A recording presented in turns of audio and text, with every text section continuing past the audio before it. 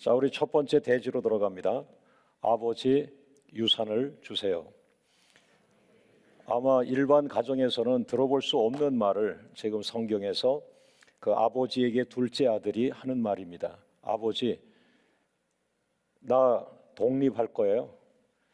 그러니까 아버지 유산을 돌아가신 다음에 주지 말고 지금 아버지 유산을 나에게 주세요. 이렇게 지금 표현하고 있어요. 그래서 누가복음 15장 12절과 누가복음 15장 13절 말씀에 아버지에게 당돌하게 젊은 아들이 유산을 달라고 했고, 그 아버지는 정말 또 좋은 아버지예요. 그 유산을 젊은 아들에게 줬어요. 그런데 여러분이 너무나 잘 아는 그 내용처럼 이 본문에 보면은 그 둘째 아들이 재물을 다 모아가지고 이런 표현이 있어요. 그것은 뭐냐면은 땅으로 유산을 줬든지 뭐 건물로 유산을 줬든지 뭐 옛날이니까 이제 땅 이런 게 많겠죠. 근데 그거를 다 현찰로 바꾼 거예요. 현금으로 다 바꿔가지고 이 사람이 그 돈을 가지니까 얼마나 뿌듯해요. 여러분도 돈이 없다가 목돈이 조금 돌아오면은 그날 아마 여러분은 괜히 자신도 모르는 힘이 막 날 것 같아요. 그런데 이 아들은 뭐 젊은 아들이 아버지 유산을 큰 아들하고 둘째 아들 나눠서 받았으니 얼마나 뿌듯하겠어요. 그 돈을 가지고 이 사람이 외국으로 갑니다. 아마 그 돈이 자기에게는 하나님이 된 거죠. 내가 의지할 게 있다. 나도 자랑할 게 있다. 나도 힘이 생겼다. 나도 돈이 많아졌다. 그러면서 그 돈을 의지하고 세상에 나가서 갔는데, 그러나 세상이 만만치 않죠. 돈 냄새를 맡는 사람들은, 좋지 않은 사람들이 이 둘째 아들 주변으로 모여들기 시작하면서 이 아들을 세상 깊은 늪으로 끌고 들어가면서 오늘 성경에 보니까 그 둘째 아들이 외국에 가서 허랑방탕하였다. 이렇게 해서 허랑방탕하였다. 예. 그러니까 육체적인 쾌락을 중심으로 해서 잘못된 물질관을 가지고 쏟아내기 시작했다는 거예요. 그래서 어느 순간 3달이 됐을지 6개월이 됐는지 1년이 됐는지 3년이 됐는지 성경에 기간은 나오지 않아요. 그러나 이 성경에 이걸 말씀하고 있어요. 그 아들이 가지고 있던 그 많은 돈을 다 낭비했다. 이런 표현을 그가 쓰고 있어요. 그러니까 갑자기 이제 거지가 된 거죠. 자기 나라에서 거지가 돼도 살기 힘든데 외국에 나가서 거지가 됐으니 그가 얼마나 비참한 삶을 살아야 하겠어요. 자, 두 번째 대지로 넘어갑니다. 같이 읽어보죠. 아버지, 나는 잘못 살았습니다. 누가복음 15장 17절에 아주 중요한 그 단어가 나옵니다. 우리 같이 한번 읽어보겠습니다. 시작. 이에 스스로 돌이켜 이르되 내 아버지에게는 양식이 풍족한 품꾼이 얼마나 많은가. 나는 여기서 줄여 죽는구나. 그 귀절에 보면은 이 아들의 인생에 변화가 오는데 아주 좋은 변화입니다. 뭐냐면은 스스로 돌이켜 이르되, 스스로라는 게 누가 가르쳐 준 게 아니에요. 자기가 깨달은 거예요. 언제? 3개월 뒤에, 6개월 뒤에, 1년 뒤에. 그 기간은 몰라요. 그러나 공통 분모가 있어요. 사람마다 달라요. 3개월 후에 깨닫고 1년 뒤에 깨닫고 또 3년 뒤에 깨닫고, 어떤 사람은 젊은 시절 30대, 40대, 50대 다 간 다음에 나이 많이 들어서 깨달을 수 있어요. 예. 왜냐하면 하나님 대신 의지할 게 아직 많이 있는 사람들은 쉽게 하나님 앞에 돌이켜 오지 않습니다. 예. 그러나 분명한 것은 뭐냐? 스스로 돌이켜 혼자서 깨달은 거예요. 왜? 진짜 자기를 찾게 되는 거예요. 여러분, 모세가 왕자였을 때 40세에 권력이 있고 그의 아버지, 의붓 아버지나 이 뭐 대단한 그 권세가 있지만은, 그러나 그것은 모세가 아니었어요. 진짜 모세는 40년이 지난 다음에 광야 생활을 하고 아주 정말 허름한 목자로서 살아갈 때에 하나님께서 부르셨어요. 그 미디안 광야 호렙산 떨기나무 앞에서 하나님의 임재를 상징하는 하나님의 불 앞에 섰을 때, 그때가 바로 진짜 모세가 자기를 발견하는 순간이에요. 여러분은 옛 자아가 있고 새롭게 발견되는 자아가 있습니다. 네. 어떤 분은 장로님이 되셔서 그것을 찾아내는 분도 있고, 어떤 분은 목회 한참 하다가 진짜 자기를 찾아내요. 왜요? 하나님을 진짜 만난 순간, 하나님 안에 있는 나, 예수님 안에 있는 나, 성령님 안에 있는 나. 할렐루야, 할렐루야. 바로 이 사람이 그걸 언제 깨달아요? 3년 뒤에 깨달았어요? 1년 뒤에 깨달았어요? 아니에요. 망한 다음에 깨달았어요. 사람들은 망해야 깨닫는 사람이 있어요. 망하지 않고 깨닫게 해달라고 기도하셔요. 그러나 어떤 사람들은 정말 강해요. 강력한 자아를 가지고 있어서 자기가 누구에게도 머리를 숙이지 않는 사람이 있어요. 그분은 부닥쳐 봐야 돼요. 그래서 하나님이라는 존재가 정말 말로만 저 예수 믿는 사람들이 그냥 허공에 대고 어떤 신을 좋아하는구나, 종교성이구나. 종교성이 아니에요. 살아계신 하나님을 만나는 거예요. 할렐루야, 할렐루야. 여러분, 그 하나님을 만난 사람이 어떻게 됩니까? 스스로 자기 혼자 깨닫는 거예요. 자기 혼자 깨달으면서 돌이키는 거예요. 이 돌이킨다는 게 회개한다. 회개라는 단어예요. 사랑하는 여러분, 오늘 이 아들이 갑자기 이렇게 떨어졌는데, 그러나 저는 이거 굉장히 좋은 거라고 봐요. 왜냐하면 빠른 시간에 하나님 안에 자아를 찾는 거예요. 오늘 진짜 여러분의 자아를 만나는 시간이 되기를 주의 이름으로 축원합니다. 자, 한번 오른손을 들고 따라합니다. 지금 나는 진짜 나인가? 고민해 보세요.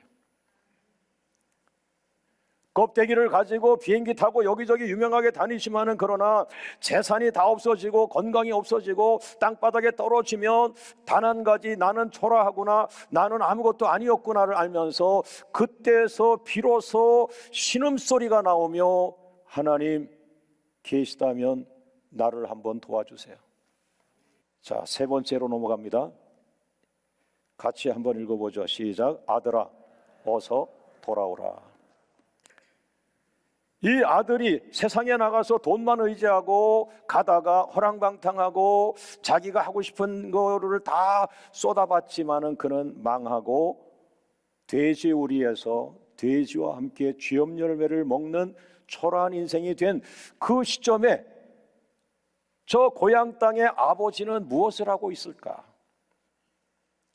근데 우리 한국의 정서는 대개 이제 그때 되면 저 고향 땅의 어머님은 얼마나 이 도시에 고생하는 아들을 생각할까, 이렇게 이제 평생 제가 들었는데, 오늘 성경은 어머니가 아니라 아버지. 여러분, 유대인은 아버지가 말씀을 배웁니다. 아버지가 율법을 배웁니다. 그리고 아버지가 자녀들에게 말씀을 가르칩니다. 히브리 가정은 아버지가 중심이 돼서, 그리고 그 아버지가 자식에게 토라, 말씀을 또 가르칩니다. 그리고 그 아이가 결혼하면 그 남자아이가 그 가정의 율법, 토라를 맡아서 말씀 맡은 자라는 단어가 있습니다. 가정의 말씀 맡은 자가 어머니가 아니라 아버지거든요. 근데 우리 한국교회는 너무 엄마들이 울고 기도해서 한국교회가 살아나다 보니까 이제 엄마 기도 이렇게 되잖아요. 여러분, 그러나 이스라엘 사람들, 유대인들, 그들은 구약 성경을 그대로 끌고 오면서 아버지가 아이들에게 말씀을 가르치고 그 아버지가 또 말씀을 가르치고, 그럼 얼마나 그 아버지들이 토라, 하나님 말씀을 깊이 알고 있는지 몰라요. 오늘 광명교회 아버지 여러분, 말씀 맡은 자가 되길 원합니다. 가정 앞에 말씀을 붙들고 딱 서면 그 아내가 얼마나 편안하고 얼마나 행복하겠어요. 남편이 강하게 돕지 않는데도 한국의 여성들은 강한 생명력을 가지고 가정을 이끌어가는데, 남편들이 그 믿음을 조금만 돕는 게 아니라 말씀을 붙들고, 여보, 우리 가정에 아이들 말씀 교육 내가 시킬게. 할렐루야. 자, 한국 교회는 그게 없어요. 전부 권사님들, 엄마들 울고 기도해서 지금 한국 교회가 왔는데, 남자들만 한국 교회에 회복기도에 제자리 들어가면 우리 한국 교회가 제2의 이스라엘이 될 것이고요, 세계 선교를 감당할 것이고요. 할렐루야. 그 말씀 붙들고 나가는 그 아버지들에게 하나님이 그냥 빈손으로 보냅니까? 지금 나라는 작지만은 돈은 유대인들이 다 갖고 있다는 얘기 하잖아요. 오늘 한국의 아버지들에게 그와 같은 은혜와 축복이 있기를 주의 이름으로 축원합니다. 할렐루야. 그런데 그 아버지가 뭘 하고 있느냐? 그 아버지가 고향 땅에서 아들아 어서 돌아오라, 아들아 어서 돌아오라, 이렇게 말하고 있는 거예요. 그러니까 우리는 한국 정서로는 어머니들이 아들이 돌아오기를 원하는 이야기를 너무나 감격스럽게 되는데, 이 지금 히브리의 유대인의 입장에서 볼 때는 아버지가 그 아들이 돌아오기를 원하는 그런 표현을 하고 있는데, 아버지는 지금 뭐 하고 있어요? 누가복음 15장 20절 보니까 아직도 거리가 먼데 아버지가 그를 보고 기다리고 있다.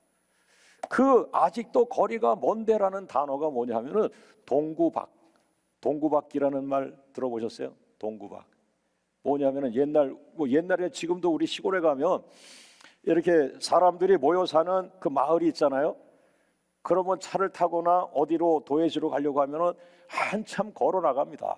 15분 가는 데도 있고 한 30분 가는 데도 있고, 저수지 돌아서 개천 넘어 소 달구지 타고 막 가는 이런 데가 있잖아요. 그러면은 그 동네에서 뚝 떨어진 그 동네 입구, 마을 입구를 동구박이라고 그래요. 여러분, 그 동구 밖에 그 마을 입구까지 나가서 아직 아들은 외국에 있어요. 아직 들어오지도 않았어요, 나라에. 그런데도 불구하고 동구 밖에 오늘도 나가서 오늘도 하루 종일 오는 버스들, 시골 버스 지켜보면서 아들이 오나 안 오나 이걸 지켜본 거예요. 사랑하는 여러분, 오늘 아버지 하나님은 여러분이 오늘도 돌아오는가를 동구 밖에서 기다리고 계시다. 할렐루야, 할렐루야. 같이 읽어봅니다. 아들아 잘 돌아왔다. 자, 누가복음 15장 20절을 같이 읽어보겠습니다. 시작. 이에 일어나서 아버지께로 돌아가니라. 아직도 거리가 먼데 아버지가 그를 보고 측은히 여겨 달려가 목을 안고 입을 맞추니. 여러분, 아버지가 승리했어요. 역시 아버지가 이겼어요. 아들은 영원히 안 돌아올 것처럼 나에게 돈이 있어, 난 독립할 수 있어, 내가 하고 싶은 삶을 살 수 있어, 난 이제 날개를 달았어, 이랬지만은 결국엔 아버지의 기다림, 너는 돌아올 거야, 너는 돌아올 거야. 역시 아버지 품이 지남철처럼 상처 있고 돼지우리에 떨어져서 돼지와 같이 살아가고 있는 그 짐승만도 못한 실패한 아들이 아버지의 강한 기다림이라는 지남철, 아버지의 강한 부성애죠, 아버지의 사랑이라는 이 강한 그 끌림, 끌어당기는 힘에 의해서 이 아들이 자기도 모르게 끌려가고. 오늘 그 아버지 앞에 나타났습니다. 지금 눈앞에 나타난 게 아니라 아버지는 동구 밖에 있어요. 오늘도 집은 저기에 30분 뒤에 마을에 있는데 아버지는 오늘도 아들이 돌아올 거라고 믿고 30분 그 멀리 떨어진 동구박 마을 입구에 서 있는데, 거기서도 저 끝에 보니까 사람이 안 오는데 딱 보면 우리 아들이에요. 아버지의 전부는 아들입니다. 하나님의 전부가 여러분이에요. 그래서 예수님을 죽게 한 거예요. 예수님을 주고 여러분을 산 거예요. 여러분의 몸값은 무척 비싸요. 야구 선수 몸값이 아니에요. 영국의 프로 축구 선수의 몸값이 아니에요. 여러분의 몸값은 예수의 피, 예수님의 몸값이에요. 예수님을 희생시키고 어린 양을 죽이고 여러분을 사신 거예요. 하나님의 전부예요. 그러니 여러분이 어떻게 하나님을 떠나갈 수가 있겠어요? 여러분도 모르게 지금 하나님 품 안으로 우린 들어가고 있는 거예요. 지금 이곳이 하나님의 품 안이 되기를 주의 이름으로 축원합니다. 할렐루야. 그런데 오늘 세 가지 언어를 발견했는데요, 아버지가 행동으로 옮기는 세 가지 언어. 야, 나는 행동이 언어인 것을 오늘 깨달았어요. 행동이 언어예요. 말 한마디 안 했는데 행동이 언어예요. 제 행동을 보세요. 여러분을 사랑하는 건지, 여러분을 좀 어떻게 생각하는 건지 제가 행동으로 옮겨볼게요.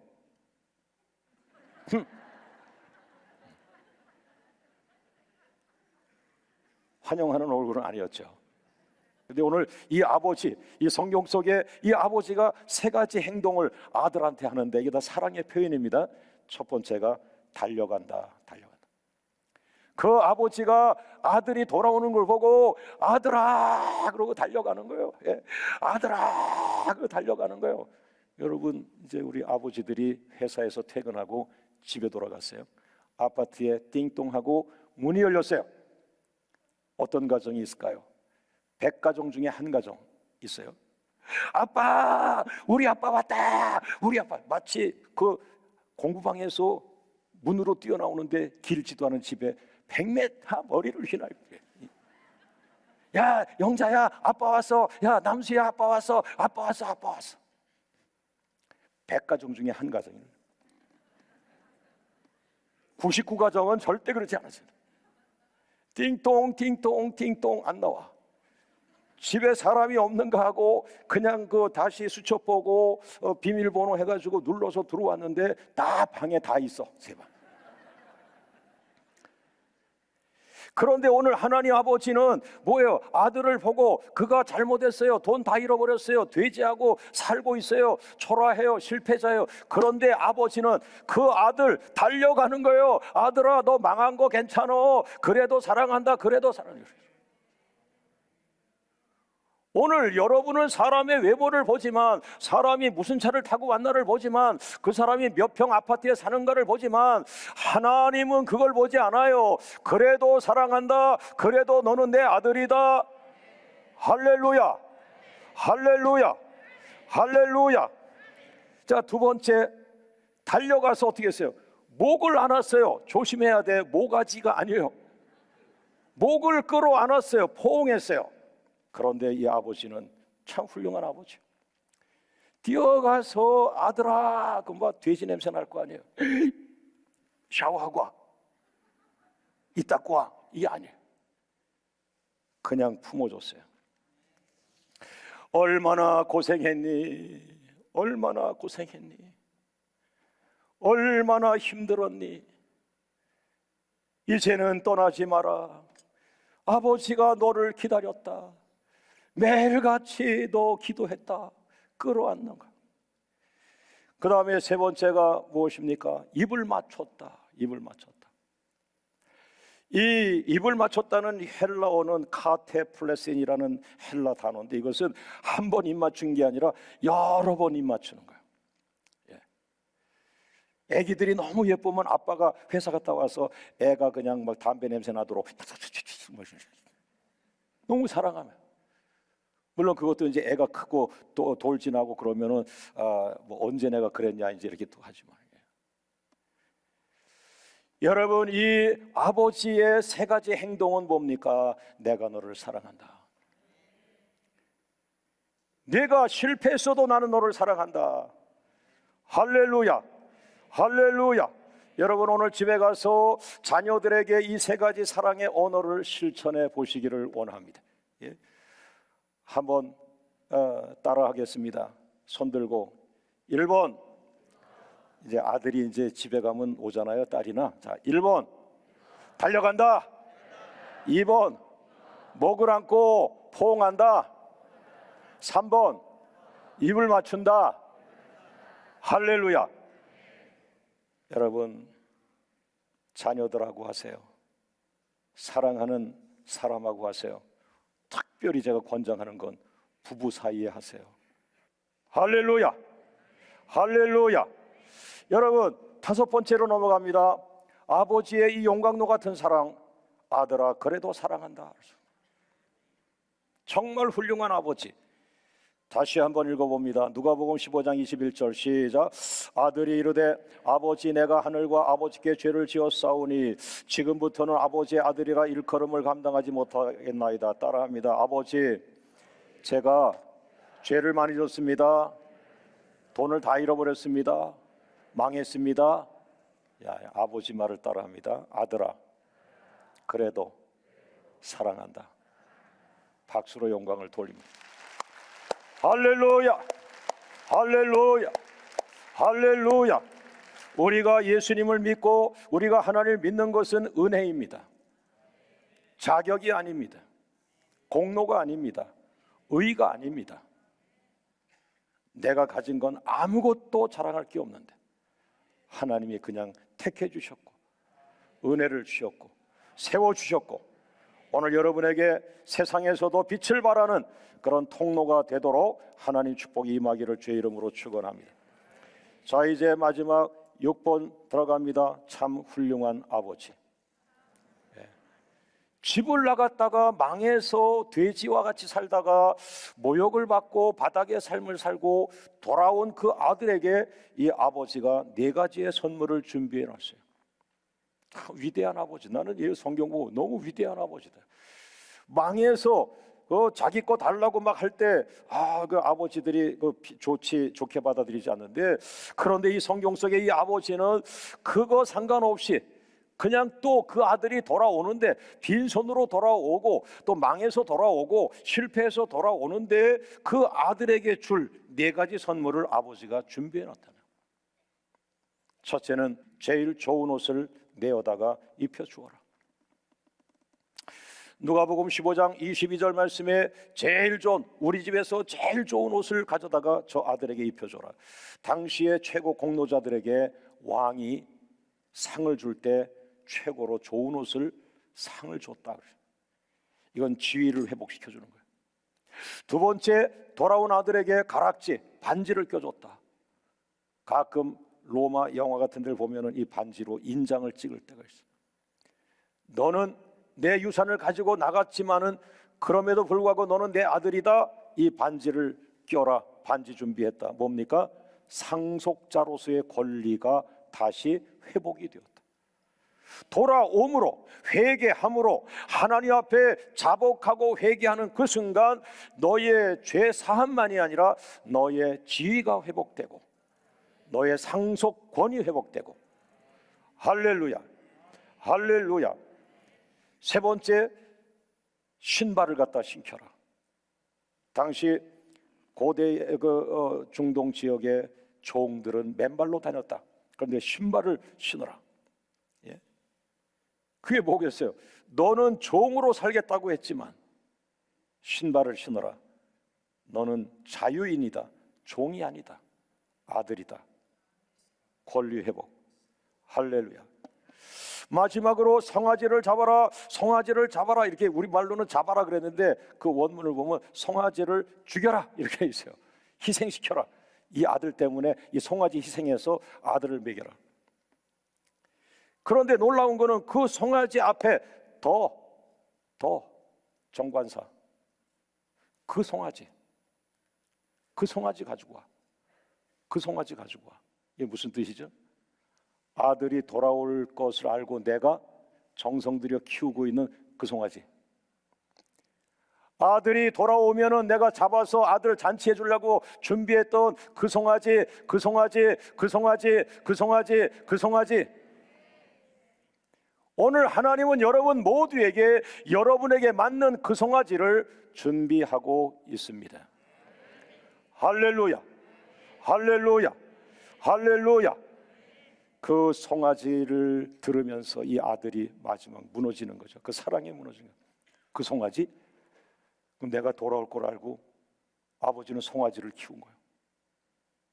그리고 그 귀한 송아지를 나 주려고 잡은 거예요. 아버지는 나를 사랑한 거예요. 할렐루야. 이제 말씀을 맺습니다. 여러분 누가복음 15장 24절 말씀에 이 아버지가 이렇게 결론을 맺습니다. 따라합니다. 내 아들은 죽었다가 다시 살아났다. 세상에 방탕하게 살았던 그것을 그 아들이 죽었던 옛 자라고 생각했고, 예수님 안에서 살아난 이 아들을 살아난 자, 진짜 자를 발견하게 했다. 그는 아버지 품 안에서 뭐했다? 부활했다. 그는 아버지 품 용광로 같은 사랑 속에서 부활했다.